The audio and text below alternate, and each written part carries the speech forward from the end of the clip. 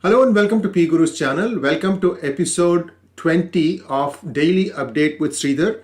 Sridhar Chityalaji, Namaskaram and welcome to PGurus channel. Namaskaram. Good morning to all, and good evening to wherever you are. So, another wonderful day, and looking forward to not wonderful day in Manhattan.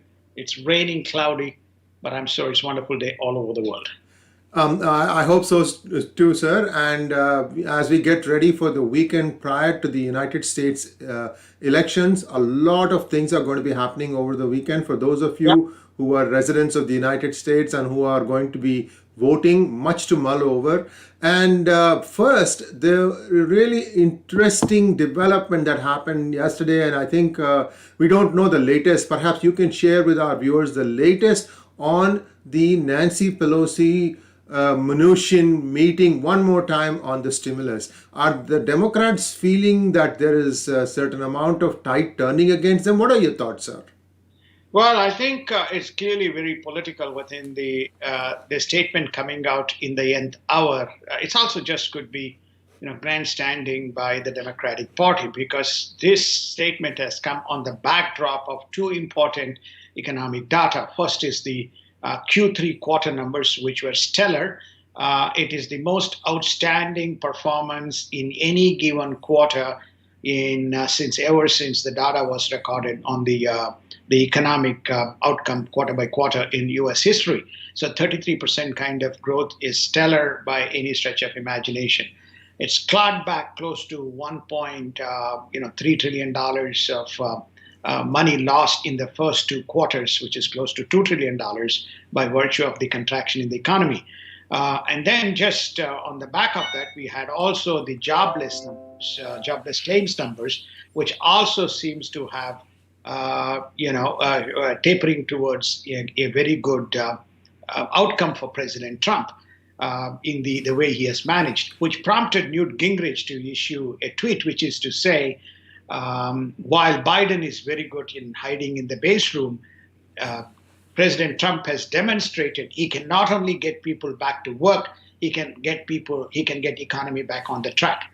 Now, obviously, the markets are a little bit upset about the lack of progress on the stimulus.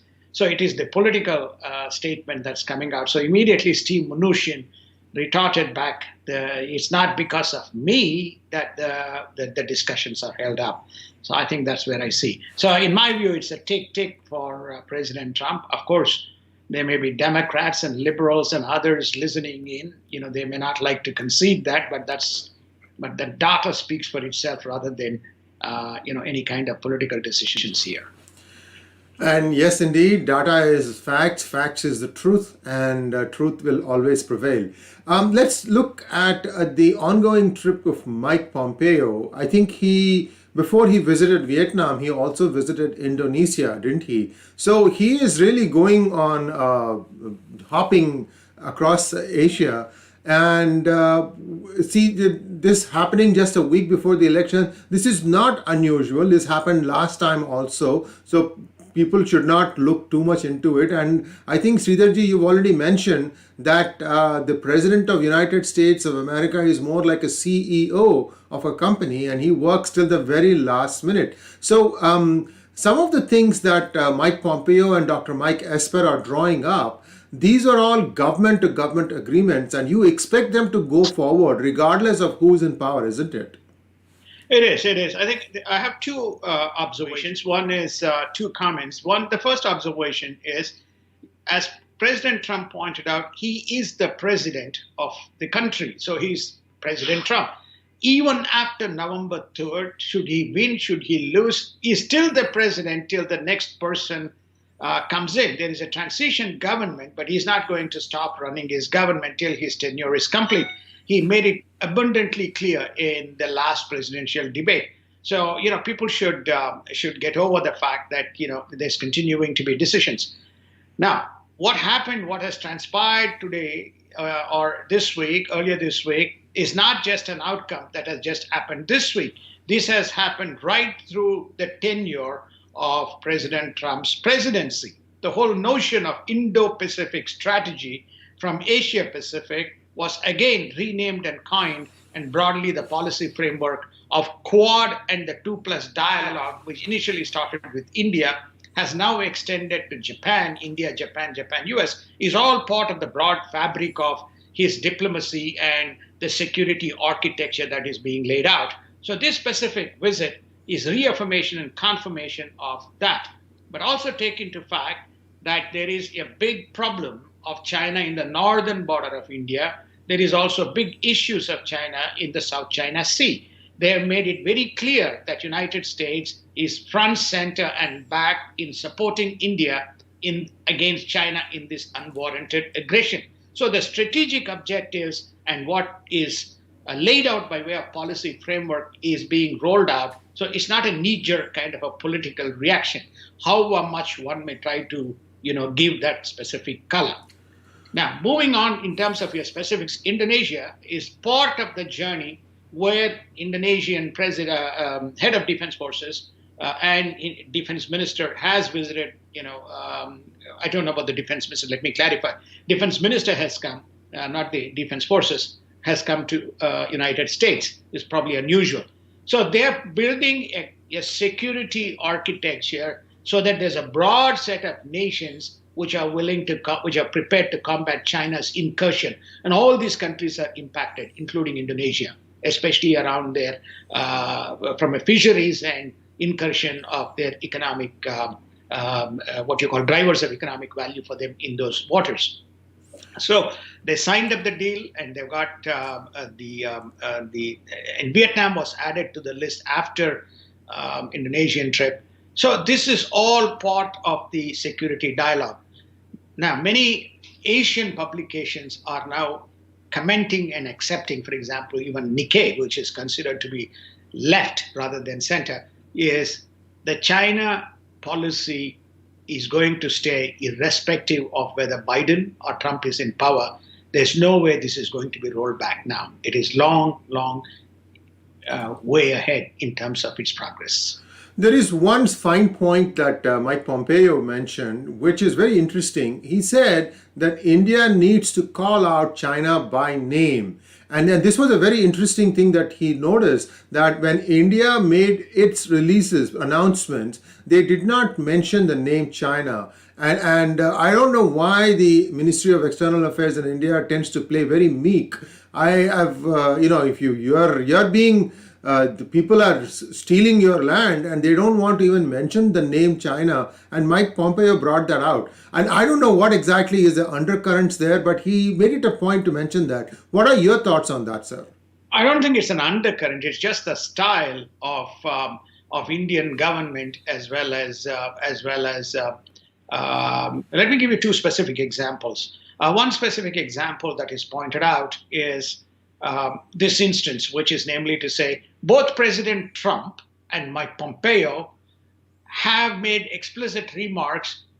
Please call China as the aggressor, and China is creating problems in the northern border, but it is also creating problems internally by virtue of its whatever the networks that operate within the country. I mean, here they do that all the time in the United States. India refuses to, especially the present government, refuses to make that specific call, whatever may be their, what you call diplomatic subtleties and those kinds of things. So I think that's very clear that is being pointed out. Stay firm, stand aggressive, and stand up against China. These were the exact words of President Trump when Trump and Modi met in the United States. And the same thing is coming from Mike Pompeo. The second is that to counter the similar is there's a lot of noise in the social media network. Modi stood up and commented that he's against jihadism and terrorism and condemns the acts that occurred in Nice or Nice in France in terms of the killings that occurred. So the social media network is he is prepared to do that in France, but there are things that are happening within India. Why is he not calling it out when such incidents occur? There seems to be a consistent pattern of defensiveness rather than being forthright about the issues. So the offensive defense policy has probably not still kicked in then? The offensive defense policy in terms of outbursts has not kicked in. Offensive defense policy seems to be on paper, and we assume that it is in action, across the border in terms of protection. Even that, there is apparently some kind of a mechanism whereby some specific order, these people are not supposed to carry, their guns, weapons, and so on, and they need to wait for some kind of an order even to protect themselves in the event of an attack. Even that seems to have been only corrected recently, where they said you have the full authority to defend the territory, you have the full authority to protect and defend not only yourselves but the territory against any incursion. That's the one that turned the tide in terms of this whole concept of defensive offense, and also the policy of going inside the disputed buffer zone and making sure that the incursions and any preconceived attempts are stopped. All these things have happened only in the recent kind of few weeks or so. So therefore, to your point, this seems to be still not transcending into the words and statements. Yes, indeed. And let's take a look at the markets. And I want to focus our attention particularly at the tech sector. Sridharji, I'm going to show you a graphic here that shows the performance of some of the six big tech stocks that have done a phenomenal rise, that have seen a phenomenal rise during the Trump era from Jan 20, 2017 up until October 28th. And I'm just going to give you some numbers and then you can weigh in, sir. Apple has grown 271%, Amazon 291%, Microsoft 225%, Facebook 111%, Google 83.27%, and the Standard & Poor Index 44.51%. So there has been some tremendous growth right through even the corona pandemic. And what do you make of this? And perhaps you can also touch on the blockbuster returns that some of these companies have reported. Well, I think that's a great kind of stat. There are essentially three elements. One that what the stat tells you is, despite the discomfort and sustained tensions that prevail between Washington, D.C. and the tech companies in the West Coast, they have insulated the market performance from the political rhetoric. So these companies have grown on the basis of their business performance, notwithstanding some of their aspersions in terms of how they navigate the political waters. I think that's the first part of the journey. The second part of the journey, which some of these tech companies don't allude to, is the measures that were put in place, the economic measures that were put in place, which has given both on the supply side as well as on the what you call the demand side of the ledger, both the parameters for the markets to perform. Right, during these 4 years, the tax concessions or the new tax policy on the consumer side, gave the additional purchasing power over the past 4 years, resulting in incremental sales outcome. The second, on the demand side, on the supply side of the business, the small businesses, which constitute a significant chunk, almost 50%, 3.6 billion of sales occurred in the last quarter of small businesses of the Amazon ecosystem. So what it also says is that the small businesses benefit from, less reforms, less compliance, and less tax regime that translated in, much higher profitability to the businesses as well. And so that's the second kind of dimension to this. I think the third part of it is, which is very important, is that the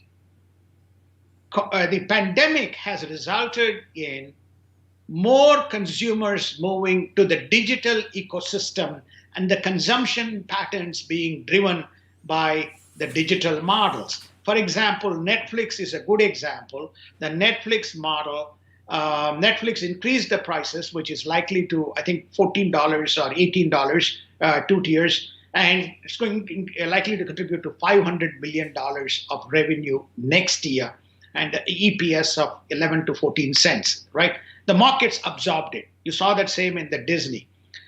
And then in terms of the retail sales, 37 or 30, sorry 34% growth in the Amazon retail sales, vastly coming from their food and retail network. Again, reflected in the digitization as well as the shifting buying patterns, and through the pandemic, which means the stimulus which directly reached the people translated into tangible kind of sales and economic outcome.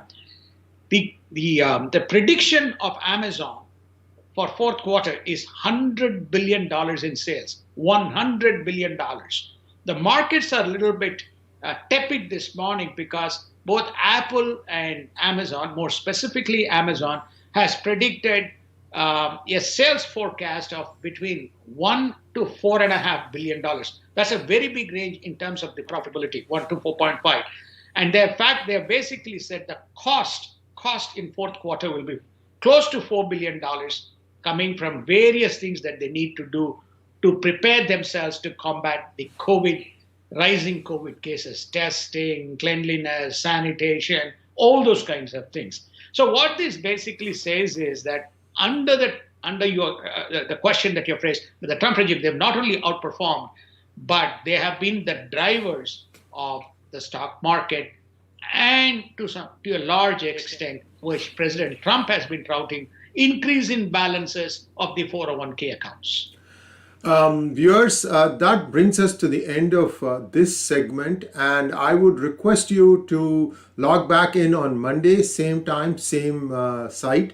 And before we conclude, I want to let you know that Sri Chityala and I will be taking an in-depth look at some of these technology companies, what made them tick, what made them such a success, because they have not been around. They've been around for more than 20 plus years, some of them, and they've also experienced troughs before bouncing back. And we're going to have a series on this called Secret of Success, and please be tuned in for that. That will take a really deep, in-depth look at how these companies pivot, how successful are they when they do those pivots, and so on and so forth. Please do subscribe to our channel, and we'll be back again Monday morning, first thing in the morning. Namaskar, and thanks for watching our program.